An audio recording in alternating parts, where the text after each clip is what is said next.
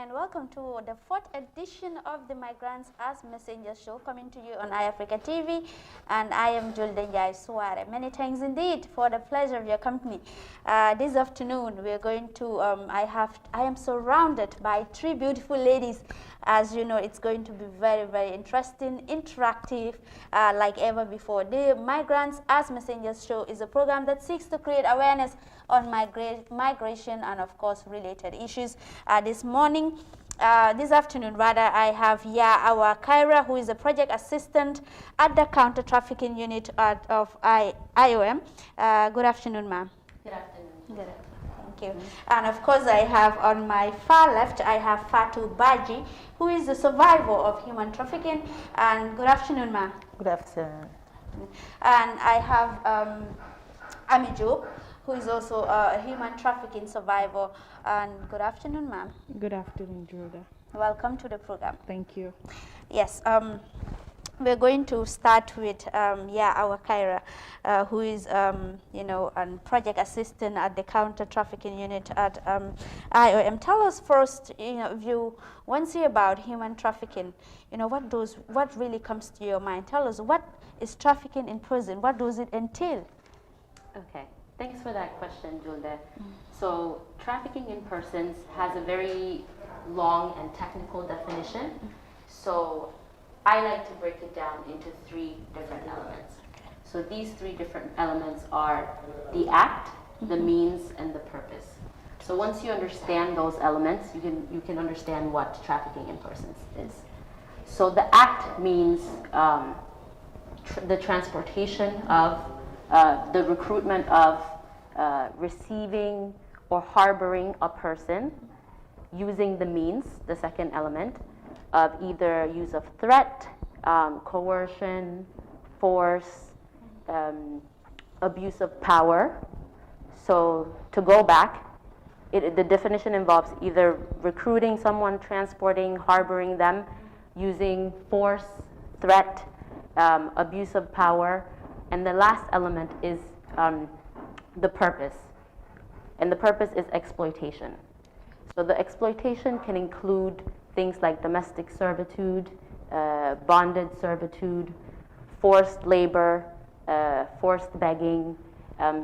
So trafficking always has to include these 3 elements in order for it to be considered a trafficking in persons case, right? So you have the act, the means, and the purpose. And the purpose is exploitation. So people are basically recruiting or harboring or transporting people using one of those means that I mentioned, threat, force, coercion, for the purpose of exploiting them. So the exploitation can be bonded servitude, forced labor, forced begging. There's also cases of sexual exploitation. So there are a range of different purposes why people are trafficked, but the end result is always exploitation. Yes. So that is really an explicit definition of what trafficking in prisons actually mean. But now tell us, what is the root cause of trafficking in prisons or even human trafficking? So I don't know if I can say that there is a root cause of trafficking. There are definitely things that can make people more vulnerable. What we have to remember is that these perpetrators are exploiting people's vulnerability. So, for example, in a case where, let's just say, for example, with the coronavirus and the pandemic and all the restrictions that resulted as a result of the coronavirus pandemic, people lost their jobs, people lost their income, work was very difficult to find, right? So that's a ripe opportunity for perpetrators to come in and present an idea to potential victims and say, hi, I have this job opportunity for you here, come with me, and facilitate that process and transport them to another country, for example. But then when they get to that country, they're exploited. What the perpetrator promised and what the situation was in the destination country was totally different, right? So there's not necessarily a root cause of trafficking, but there are things that can make you more vulnerable. For example, like I said, not having job opportunities, lack of economic prospects. But it's not like there's one group of people that are trafficked. No. People of all socioeconomic statuses can be trafficked. Rich people, middle income people, it can happen regardless of your socioeconomic status. Yes. That's very well. But I'll just move quickly to Ami Job. Ami, you're a survivor of human trafficking. Kindly tell us your story. You know what you went through, and you know how you were able to eventually be rescued by IOM. Well, thank you, Julda. I'll be pleased to answer that question because human trafficking is something that is trending now in the country, and people knowing it or not, still people are embarking on this journey. I was trafficked in the year 2014, which I was offered a job opportunity in Egypt. So this person particularly promised that I was going to have a good job, because this person know that I am a person who has gone through school, who is graduate, and who was even working by then that I happened to meet this person. So he happened to promise me a good job that every end of month I'll be paid $450, that he has a brother living there. But during the proposal, I met some people in the country here that were also foreigners. So those people were Sierra Leoneans, but they were residing in New Jersey here. So this person, when he approached me, he happened to send me to those people, so that those people too were agents here. But those were not the real agents, because the real agents were residing in Dakar. So I have to move here, travel all the way to Dakar to meet my real agents.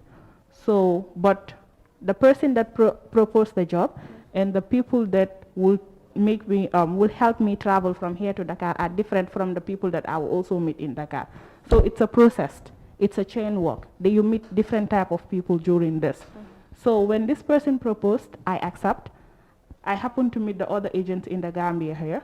Those were the people that will take me to Dakar. So when I reached Dakar, that was the time those people facilitated my visa, my air ticket, and everything was prepared in Dakar. So in Dakar there, that's where I took my flight in Egypt. But reaching Egypt, I had a transit of 12 hours in Istanbul. So when I reached at the airport, Egypt airport, I met two people. They are also Nigerian, but they are also in Egypt, residing in Egypt.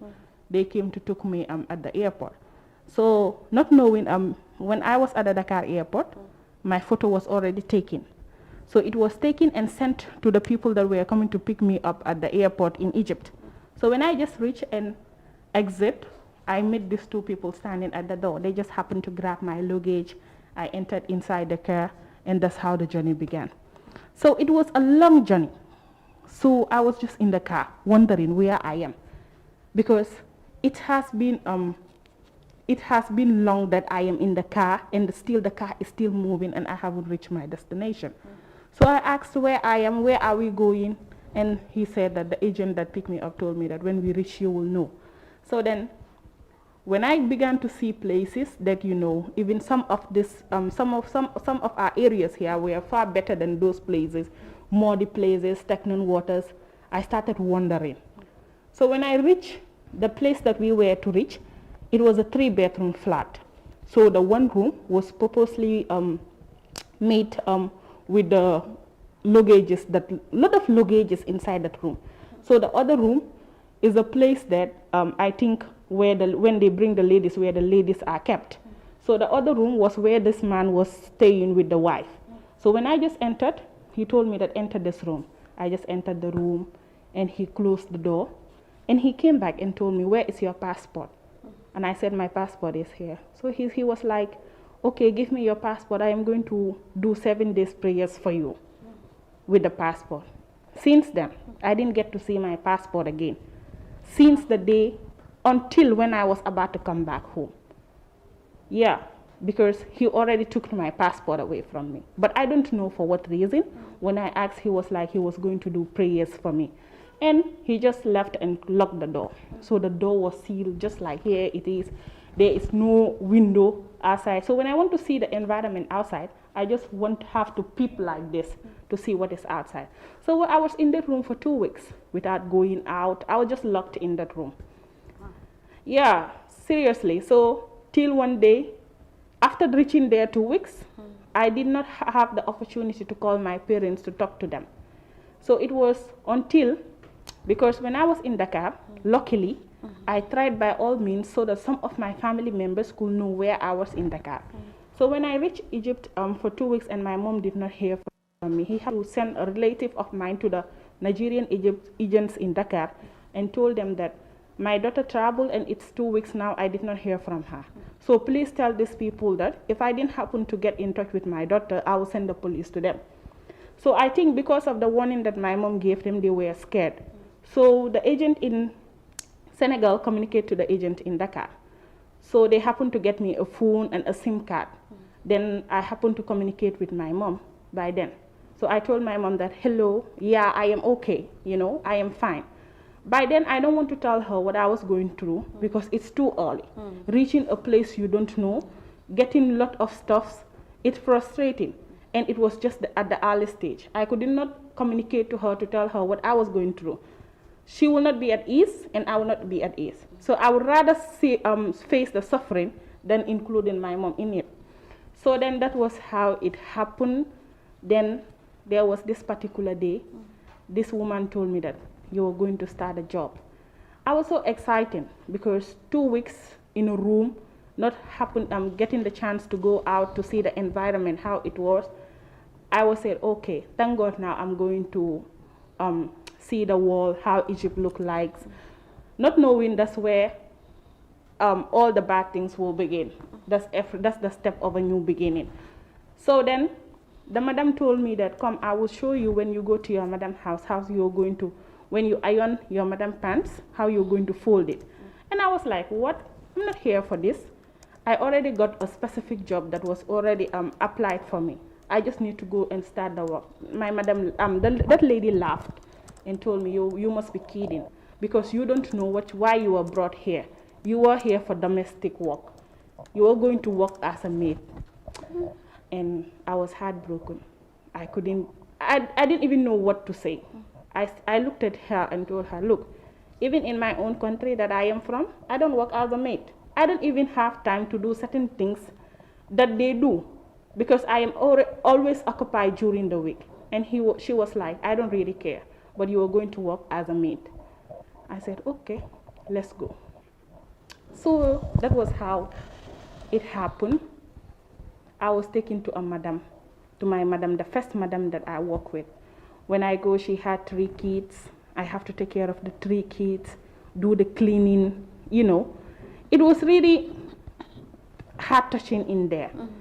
So I spent 7 months in Egypt.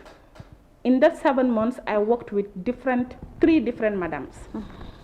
So luckily, there was these people that were in Egypt.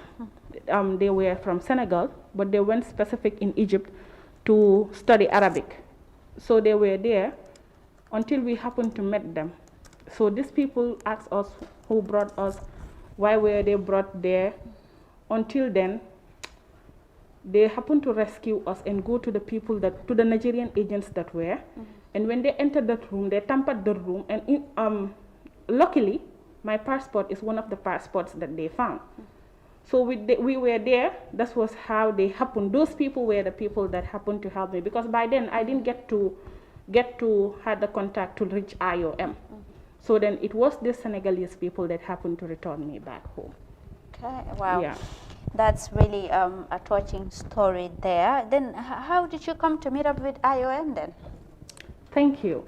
Because after coming back home, I didn't take to say that it was the end of my life.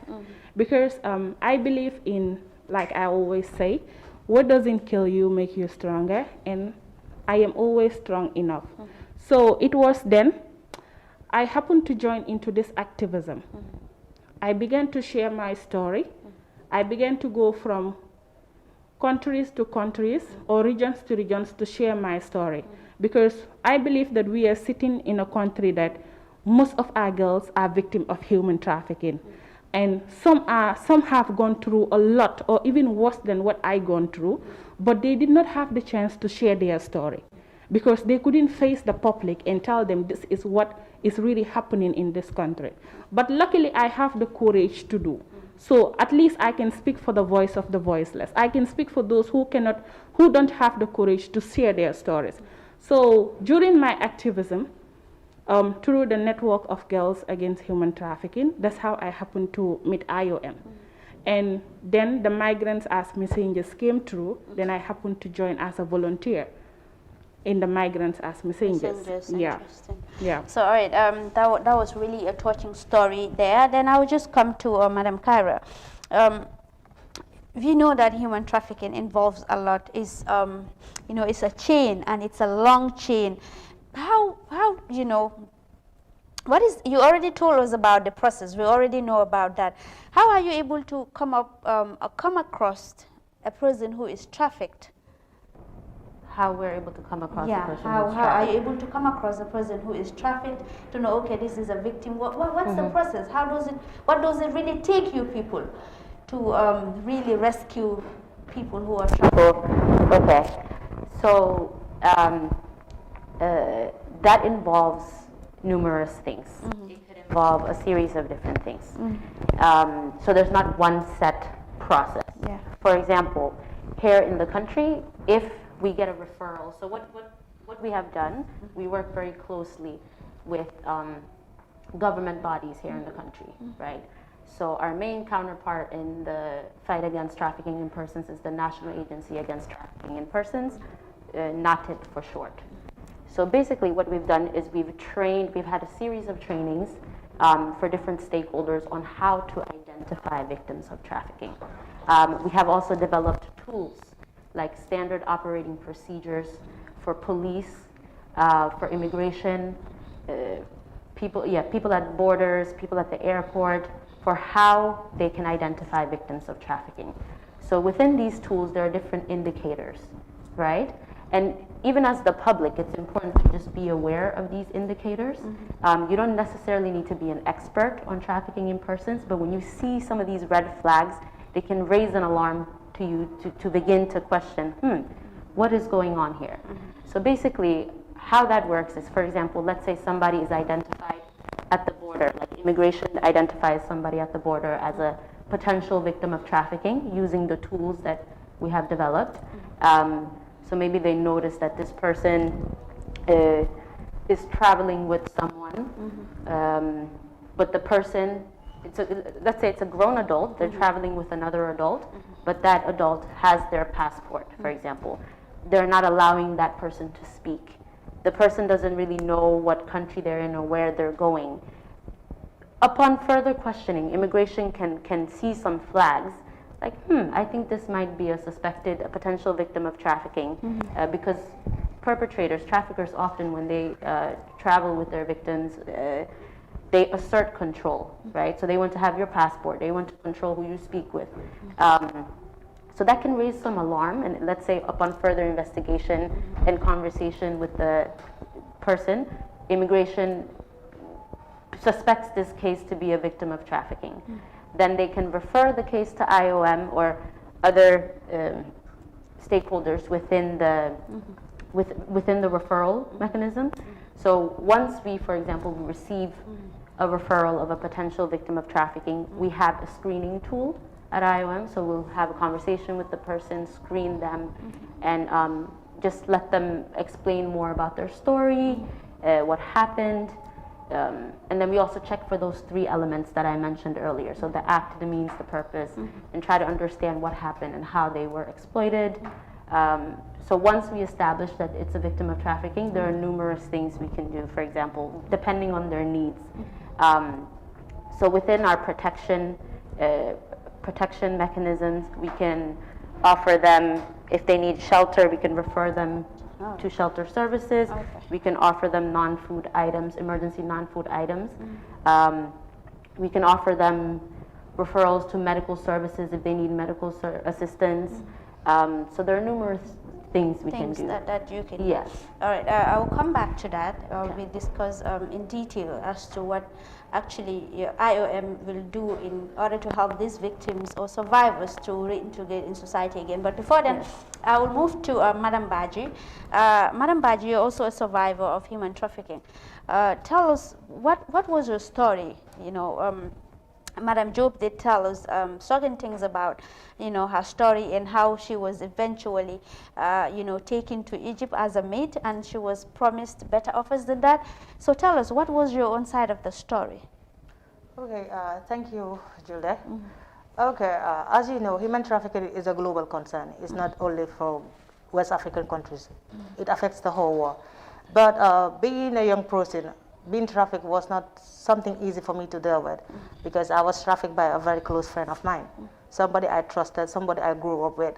So, you know, he came to me with a proposal telling me that there was a job outside. I didn't actually go because of the money, because I am from a very comfortable family, but by then I was emotionally drained. I was going through a lot of things. So I decided to abandon so many things and just went. When I first approached my family with that concept, my dad immediately did not accept the content. But I left when my dad left the country. So being the only child of my mom, I was able to twist her mind and convince her to let me go. So I went without my parents' consent. So immediately I arrived at the airport. My documents were taken away from me. I was locked up in a room that was barely 5 meters long with different nationalities there. So at that moment, I didn't even imagine that I was trafficked. So it was just like a funny thing to me. I met people there, and the place was silent. They were not talking. But being a lousy and noisy person I am, so I decided to crack jokes and started laughing. So the immigration officer just came in and told me that you are making noise. I told her that, but I am not deaf nor dumb, so I need to talk. So, you know, I was busy talking and the girls were busy laughing. At some point, I felt that there was something wrong going on. I decided to approach the immigration officer and ask her, what are we doing here? She told me that, you girl, since you arrived here, you were just making noise. I told her, well, that's my nature. I cannot keep quiet for so long. Then he told me that, don't you know that you were trafficked? At that moment, it was so funny to me. I started laughing. And then he looked at me and told me that you are not serious. I told him that, of course I am serious. He told me, I told him, do trafficking still exist? He told me, yes, and this is one of it. And it was so funny. I didn't take it seriously. So I went back to the room, started joking with the girls. While others were crying, I was busy laughing. For me, at that moment, it was just funny to me. So we stayed in the room for over 2 weeks waiting for a buyer to come and buy. I can say that. We were like products, waiting for a buyer to come and buy us. So immediately after that 2 weeks, my boss happened to be a woman. She came in, started touching my body to see whether I was physically fit to work for her or not. She started touching my body. I just have to push her hand to let her leave me alone. So because I was wondering why was she laying her hands on me. And then she told me that I am your property. You are my property from now on. I was like, property? She said yes. And it was just fun. I was busy laughing at that moment. Then she told me that I can see you are not serious. Then I had her call in the agent. We have a Gambian agent that was there. That was Sabah. We were driving over 1 hour before we could get to Saida. That was another part of Beirut. So when we got there, you know, she told me, get that, I get that. At that house, the woman has a husband that was suffering from cancer and a son that was mentally deranged. So she told me that you are here to take care of my husband and my son. I just said, really? She said, yes. At that present moment, I was just laughing. For me, it was just actually funny because the kind of things she was introducing me to, I have people doing it for me. So to me, it was just funny. I decided to ignore all she was telling me because I thought it was just a joke. So she showed me my room that was under a sink, a leaking sink. Wow. And it was not a room, it was a store even. So she just put a sponge there and a pillow and told me that you have to sleep here. I told her we are here, she said yes. So I decided to sit at the other corner and just wait for her, just wait for the morning. She came around 6 a.m. and woke me up and gave me a broom and a bucket and told me that you have to start work. I told him that what? She said yes. Okay, at that moment, I know that she was actually serious of what she told me that I was her property. I didn't know nobody in Beirut. I just have to bear with that circumstance at that point because even if I wanted to leave, I cannot leave. So I have to just bear to survive at that moment. She gave me a broom. I started sweeping, and then she told me that you have to take care of my husband. Immediately at that moment, the husband could not do anything for himself. I have to give him the shower. I have to take bath for him. I even have to go to the extent of packing him on my back because he could not do anything for himself. I have to take care of him. He has to wake me as early as 8 a.m. in the morning. Sometimes the man will just come around 3 a.m. and wake me up and say that he wants to actually sleep with me. So I would just look at him and laugh. I told him that you can barely do things for yourself. So how can I sleep with you? He would start crying immediately at 3 a.m. And that if he wakes up at 3 a.m., I have to work from that 3 a.m. till in the morning. And then when the wife asks him, he would just say that I bet him. You know, that apparently I thought it was just some kind of mind games. I didn't pay attention to it. So it basically started happening every week, eventually every week. Till one fine morning, his son was not okay. I heard that he always slapped people around. I was not concerned. He woke up and slapped me. I have to slap him back. The mom asked me, why do you slap my son? He told me, don't you know he is not okay? I told him that even me, I have mind problem. I'm not even okay.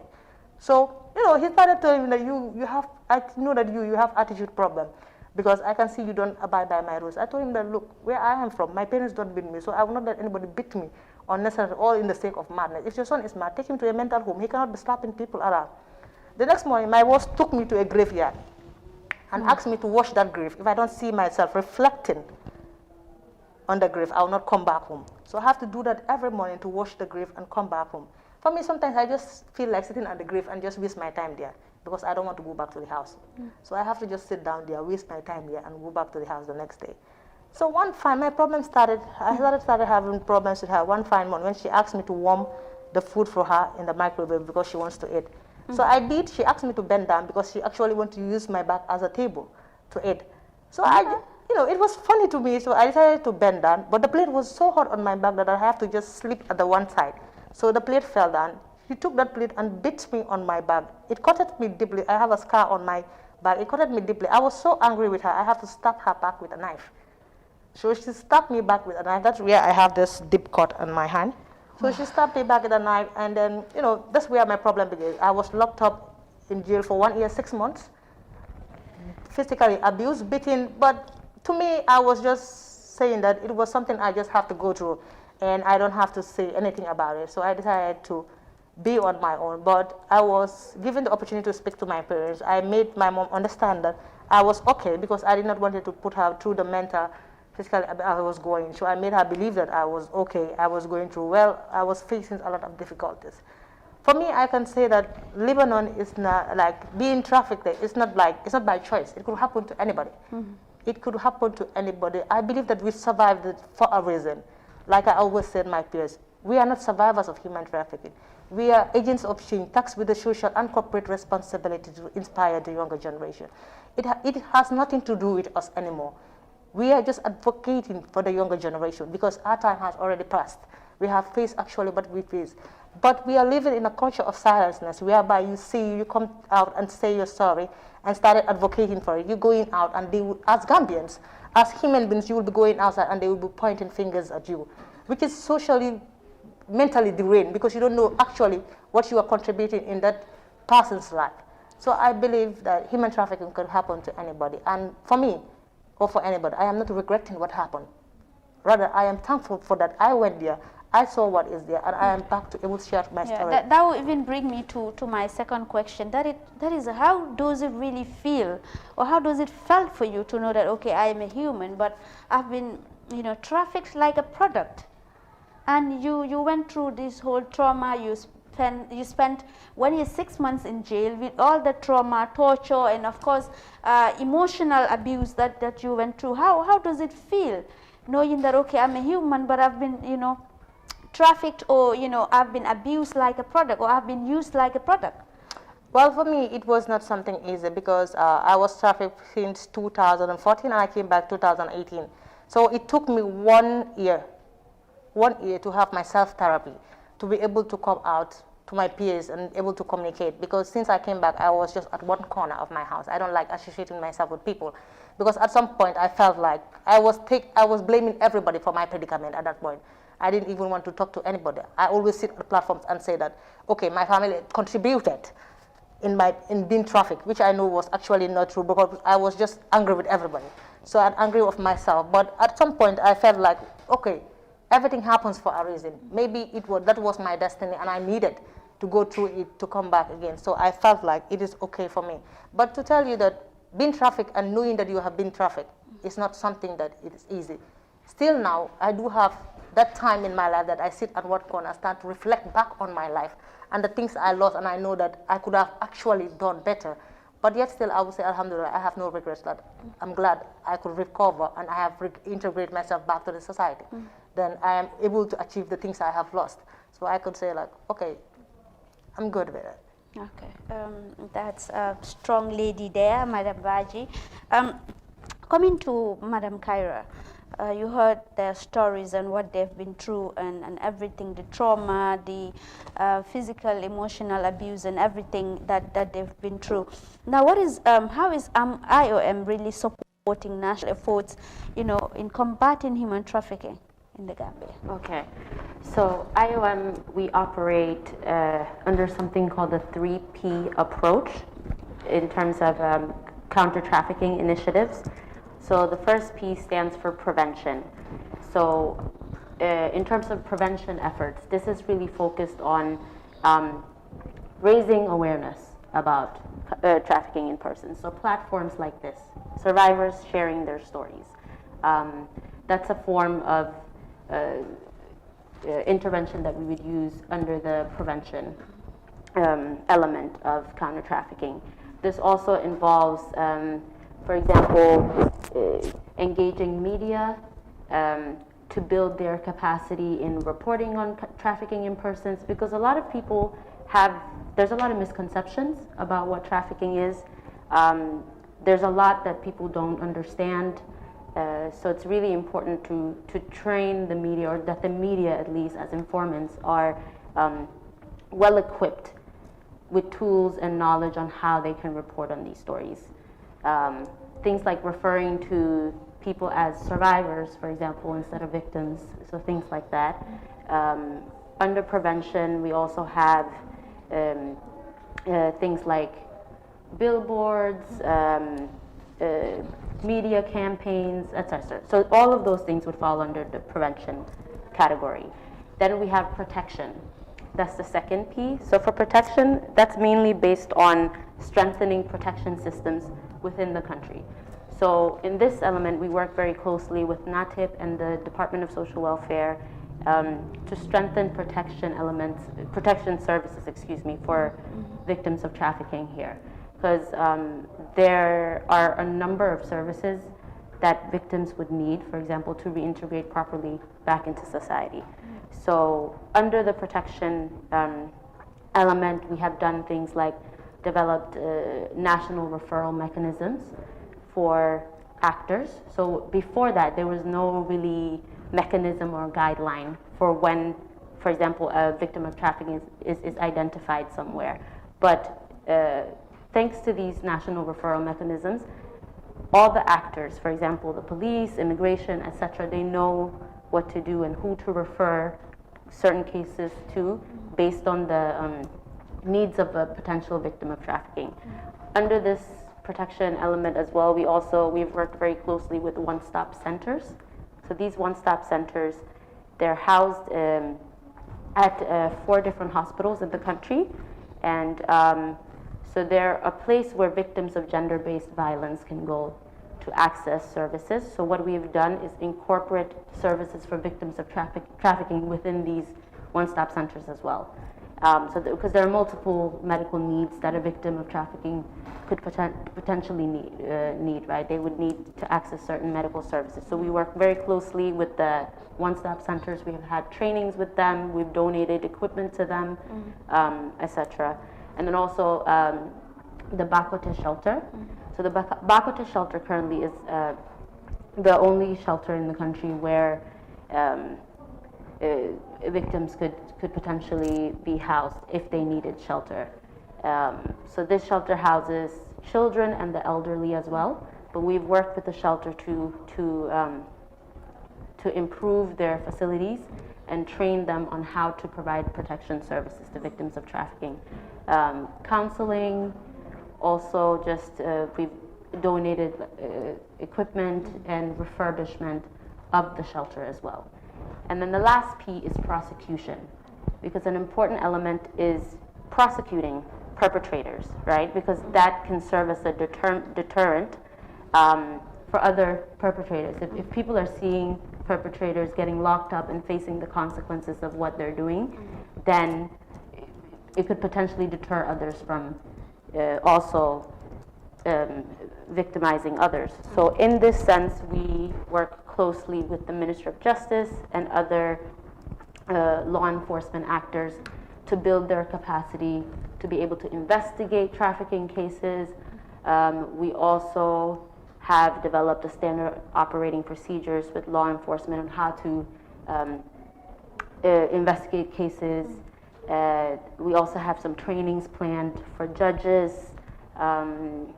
Yeah, so it just involves basically working with the judiciary, law enforcement to build their capacity, to be able to build capacity of prosecution elements in this country. All right, with that, from Madam Kyra, who will take us to our first break, then we will come back for the continuation of the show. Don't go away.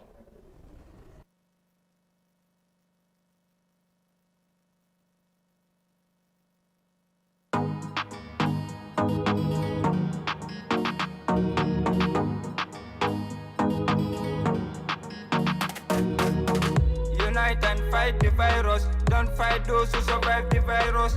Stigma is only gonna divide us. If you unite together, yes, God will guide us. It don't matter if you black or white. COVID-19 don't discriminate. It don't matter if you are brown. You have to know COVID-19 is colorblind. So don't attach it to ethnicity, so location. Stigma leads to constant feeling of exclusion. Discrimination can prevent people from seeking treatment. So do not label people. Don't put labels on everything. Don't tear down each other. Better look out for one another. COVID already took a lot from us. Let's keep our humanity and be just. Don't tear down each other. Better look out for one another. COVID already took a lot from us. Let's keep our humanity and be just. Sunyu Japonte, neka pen corona bidu fi Japonte, fi nunyu yakamte. Stigmatized nip people yep down ite, then wara soponte. Polo and the boku banye he hante, jangora bi jombul ken. Demol totally guys sumayo bante. Nenye jangoro bi, bunye ko am jangoro bi. Stigma dinata nit no bu febaram degalale wal jangoro fi. Nenye jangoro bi. Ko am jangoro bi stigma dinata nit no bu febaram degalale wal jangoro fi. Don't tear down each other. Better look out for one another.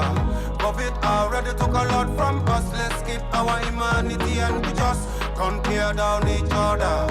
Better look out for one another. COVID already took a lot from us. Let's keep our humanity and be just. Lopitando kulal Tuli yolela Ibetola Sultan inteli fojatol sikendea. Lopitando kulal Tuli yolela Ibetola Sultan inteli fojatol sikendea. Alnge bunya kana borila. Anyanta kanyinya kana gorila. Alnge bunya lewo kana borila. Anyanta kanyinya lewo kana borila. Don't tear down each other. Better look out for one another. COVID already took a lot from us. Let's keep our humanity and be just. Don't tear down each other. Better look out for one another. COVID already took a lot from us. Let's keep our humanity and be just. Migrants as messengers.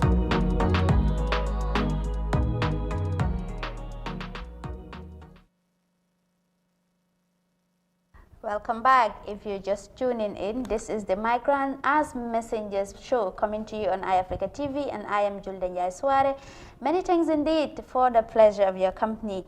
Jërë ngeen jëfati mbokk yi delluwaat nañ fii tànk bu ñu amee short commercial break boobu noonu bii nag moo nekk programme Migrants as Messengers programme bi boo xam ne daf dee ñëw si iAfrica TV. Migrants as Messengers programme daf dee feature in ñoo xam ne ñoo nekk survivors yi dañ dañ dee dem bitim réew ñu face fi ay jafe-jafe ñu delluwaat fii si biir réew mi and IOM daf leen dee dimbale si reintegration process bi waaye nag suñ édition bi dañ dee ñu ngi focus on human trafficking ñoo xam ne nit yoo xam ne dañ leen dee yóbbu ñu dig leen ne dañoo jox gaay liggéey wala dañoo jox gaay yoo xam ne job opportunities wala dañoo jox gaay xaalis yoo xam ne dañoo mën a start up seen businesses o ñu tax ba seen dundin bi mu yomba waaye suñ demee nag ba bitim réew na dañ dee fekka luñ leen fi dig ak luñ faa fekka daf dee nekk yeneen yi dañ leen dee dugal si yoo xam ne dafa doy waar so loolu lañ nekk di waxtaanee fii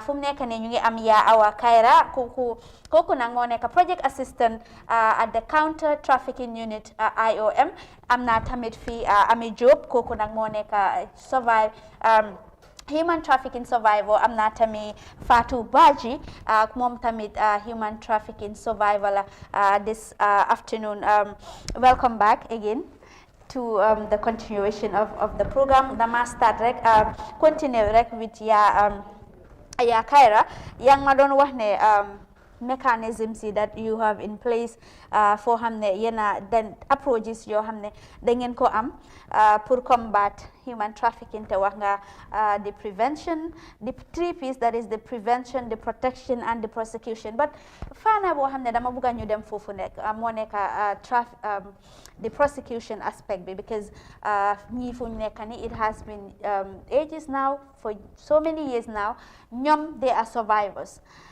doo dama bëgg a xam ne rek ñaata nit yóbbu si luwa depuis boo leen starté seen liggéey Okay, just to clarify, ñun IOM duñ dee yóbbu nit si luwa. But yéen a ngi collaborate with government authorities yoo xam ne ñoom they are responsible, specifically the Ministry of Justice, they are responsible for that and you're collaborating with them in this aspect. So during your collaboration, ñaata nit were you able to prosecute? So ñun, for example, ñun dee def mooy xam nga ñun duñ nguur bi ñun duñ government bi so ñun IOM duñ dee def mooy just jàppale nguur bi waaw so basically what that involves is training for people for judges that involves standard operating procedures yu ma waxoon keroog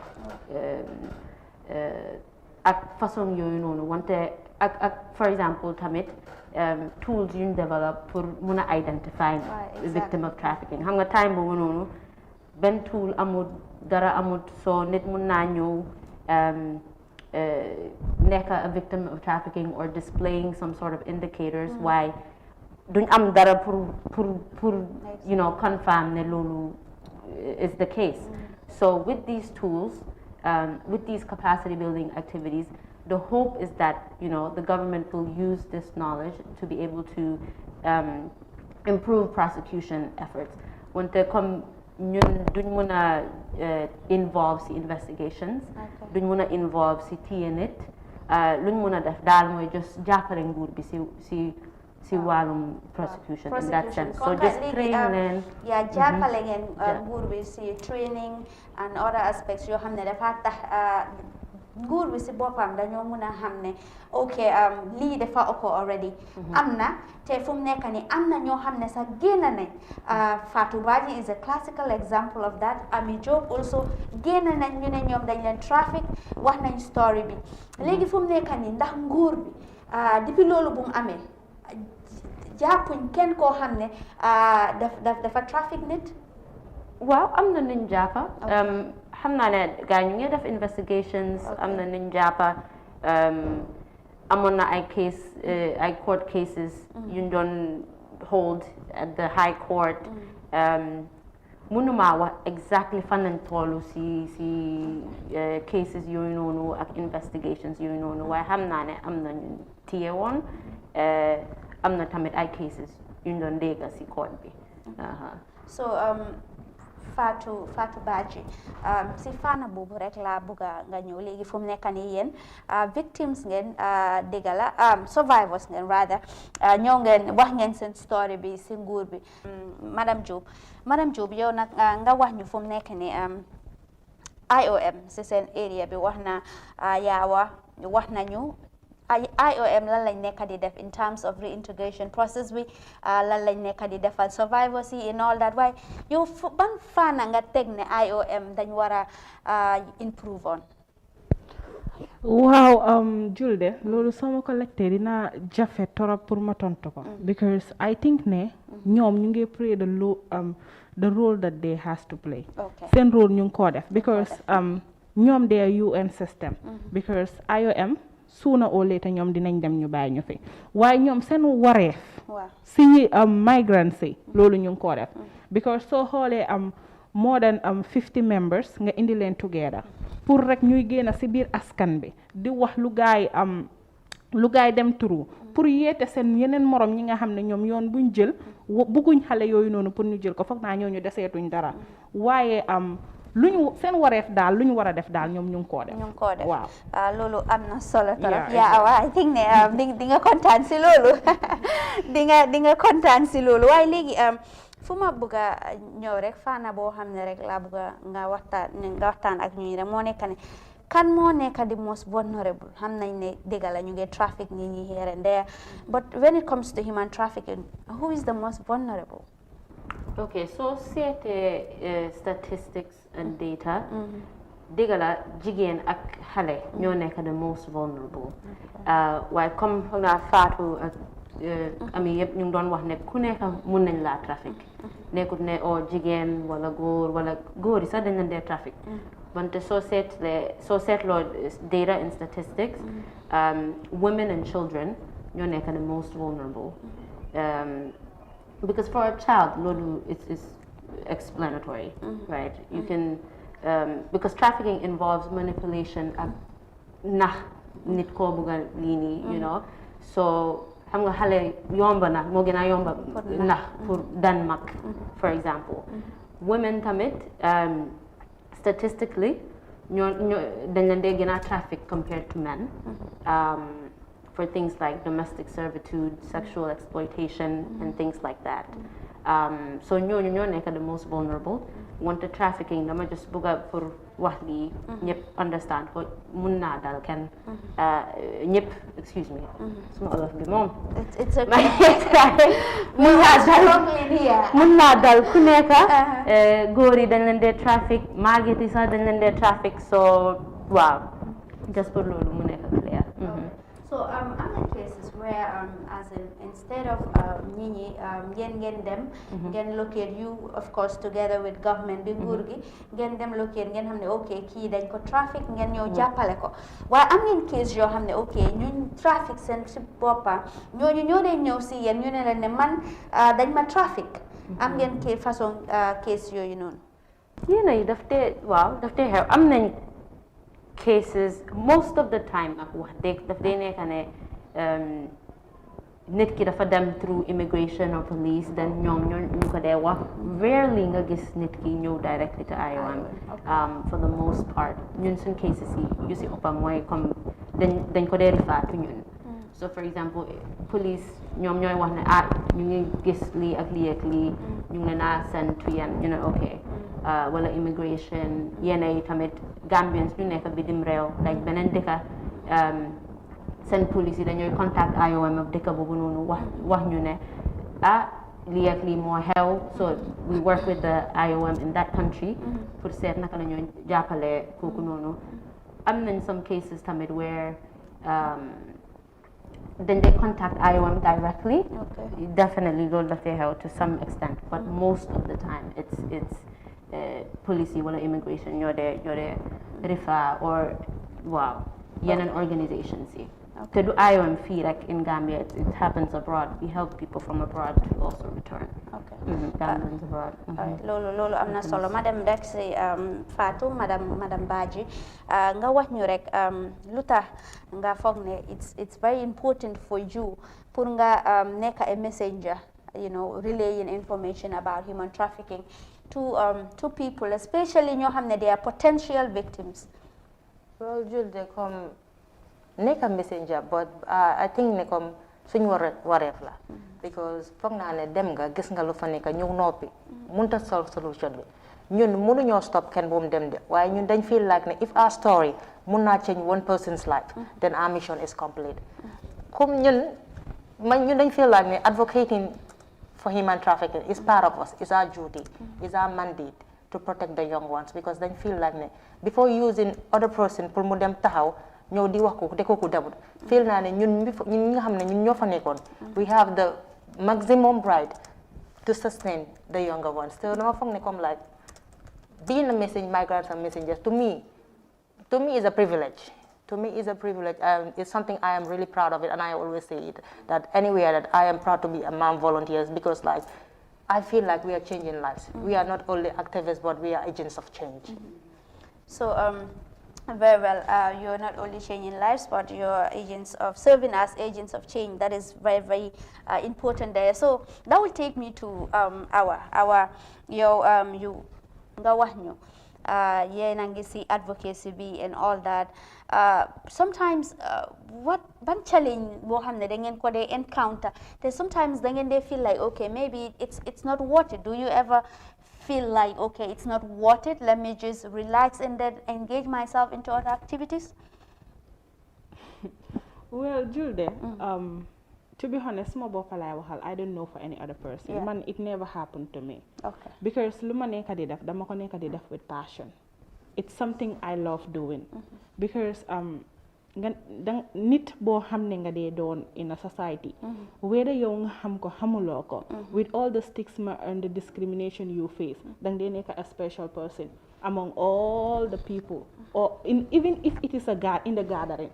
Yow nga nekk benn nit rek nga taxaw nga ne leen ne man I am a survivor of human trafficking, ñaata bot ñoo dee rotate message bi nga seen ñaata nit ñoo ko dee déglu, yaa ngi understand. So foofu noonu dang dee dem bi nga feel li nga def, you feel very special, because after loolu ñu bari duñ dee mën a wax, but foo gis a survivor of human trafficking mu taxaw mu share story, dina am 2, 3 or 4 people ñu dem ba si moom, yow de li nga wax nii dalut ma de waaye gis naa kum dal.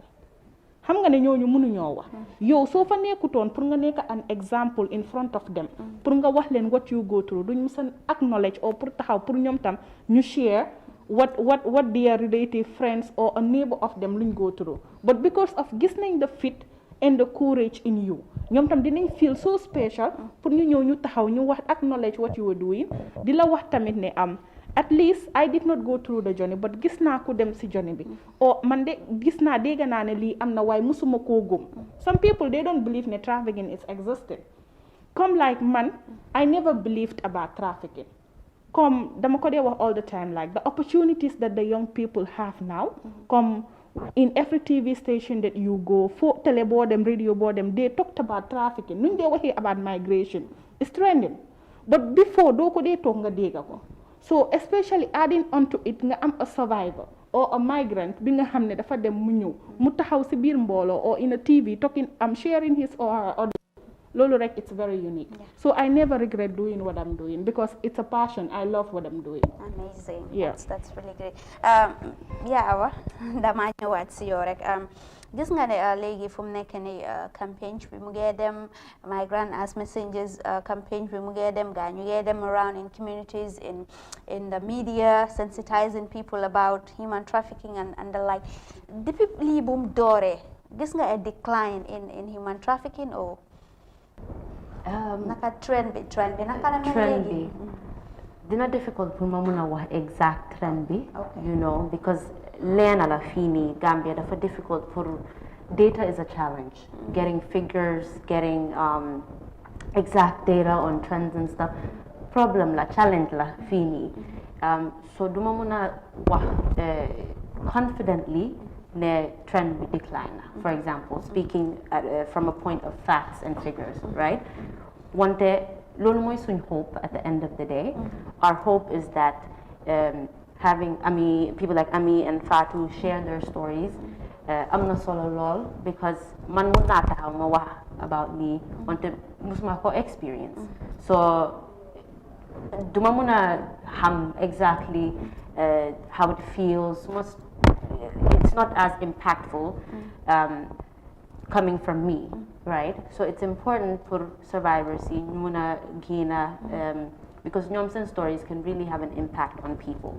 So while it's difficult for wax confidently okay, lii mooy data bi, lii mooy figures dafa decline because data is lacking in this regard. Loolu mooy suñ hope at the end of the day. It is our hope that lii dina contribute to the decline in this, because like it's been mentioned here earlier, mu ngi xew du ne stranger moo la dee ñëw traffic most of the time koo xam la koo xam moo la dee boole ak keneen within a network, and then noonu nga dee dugg ci process bi. It's not some stranger from some faraway place most of the time, right? Mu ngi xew fii mu ngi dal nit ñi, so it's important pour nit ñi xam the dangers, pour ñu tamit xam the indicators of a victim of trafficking. So ñu gisee lu suspicious, ñu raise an alarm. Waaw, so loolu nekk na lu am solo daal. Léegi fu mu nekk nii daal it seems like time is not on our side. Gaa ñu ma alaat rek fu mu nekk nii time bi jeex. Tak finally rek from you nga wax ñu a message for to koo xam ne they are survivors, the potential survivors, and of course ñoo xam ne daal they are perpetrators, ñoo xam ne ñoom ñoo de traffic these individuals. Just a message to everybody. For me, pour survivors yi ma wax la ne you are strong. Dégg la society unfortunately dañ leen dee stigmatize, dañ leen dee judge when they come back from their journeys, or am nañ lu leen metti torop, am nañ lu leen naxari torop, and unfortunately society doesn't really welcome them like they should. So just pour wax leen ne you guys are very strong. It's very unfortunate lu xew. I hope seeing Fatou and Ami will give you the courage to maybe share your story one day, to prevent somebody else from going. Yes, so that would be my message to the survivors. For the perpetrators now, this is illegal in the Gambia. There are laws against this. Yes, you could face serious consequences for being caught trafficking someone. It's a violation of an individual's human rights. It's a gross human rights violation, and it is just an awful thing. And like Fatou said, it's a global issue, not just in Gambia, unfortunately. Okay. So. Thank you very much, Kyra. And now Fatou, what advice would you give to people who are there? They are also survivors, but they are in their corner, afraid to come out and then speak to the people about their stories, but then they still cannot get themselves to come to society again, to reintegrate in society again. And as a result, they are really stigmatized and they are having emotional problems. What message would you have to them as a young person, despite all the ordeals that you went through, but you coming out and then telling people your story, inspiring society about things regarding, human trafficking? Well, Gilda, I don't have much to say, but all I can say is that to my fellow young people outside, do not let yourself to be swallowed under self-pity or the culture of silenceness. You might not know whose life you are saving. The more you share your story, the more you get inspired. For me, I refuse for anybody to ridicule me on the situation of self-pity. No, I'm not sharing my story for anybody to pity me, because for myself, I have passed that level. Because I have passed the stage that you will see me and point fingers at me. That human trafficking girl, that's what they call me. And I will boldly say, yeah, it's me. That's how I relate with them. You cannot bully me, because I feel like I am doing my duty. So I am far ahead of you. That's it. Don't let anybody look down on you. Just believe in yourself and think that you can be a better person. Your past do not define who you are. Just concentrate on the future. That's what I believe in. Wow, your past does not decide who exactly you are, and that's really a strong message there. Believe in yourself, no matter the circumstances you find or condition you find yourself in. And that takes me to Ami, your final message to the people out there, especially families. I am coming to you on the family issue, because normally most of these survivors, it's very difficult for them to be accepted by their own families a bit. Yeah, my message to I would say to our parents or to the family members out there is, like I always say, a migrant is a person who has gone through a lot. That person has already been traumatized. So coming back home, you have to welcome that person. You have to be supportive. And you have to be there for this person because this is what really this person needs. So you cannot just, a migrant cannot come back from wherever he is from or she is from. And you as a family member, in order for you to be there, to be the person that will support this person, to make this person feel at home and make this person think that he can go back to the society, you should not be there to discriminate this person. All you need to do is open a warm welcome for this person. Make him feel at home. Him or her feel at home because the place that he was wasn't his home. Coming back home is a great thing for him. So you should not push him or her away. Just open all doors. Ask this person, console him, be a counselor to him because that's what this person needs. Oh, that's what the person really needs. Yeah. Well, that brings us to the end of today's edition of Migrants as Messenger Show. But before we go, thank you so very much, ladies, for your time. Thank you. That was the program on migration and related matters. And for this episode, we were talking about human trafficking and the impact it has on society. And of course, the survivors were here. You heard Ami Job and of course Fatou Baji narrate their ordeals and what they went through. But the message here is the take home is believe in yourselves. Come out and talk. There is always a person out there who is willing to listen to you and who is willing to give a helping hand to you. With that, we have come to the end of today's edition. Till we come your way next week for another edition. Thank you so very much for the pleasure of your company. Once again, my name is Julden Jaisware. Bye-bye and do have a nice day.